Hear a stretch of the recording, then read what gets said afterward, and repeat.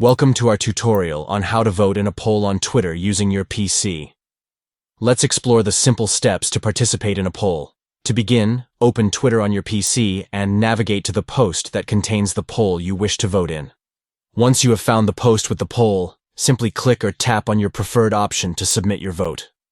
Voting in a poll on Twitter is a quick and easy way to engage with content and share your opinion on various topics. Polls are a fun and interactive feature that allows users to participate in surveys and express their thoughts in a straightforward manner. By following these steps, you can actively take part in polls on Twitter using your PC. This feature enables you to engage with the Twitter community, share your insights, and contribute to discussions on a wide range of subjects.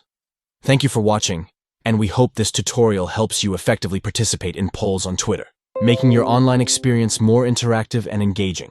Start voting in polls today to join the conversation and interact with others on Twitter.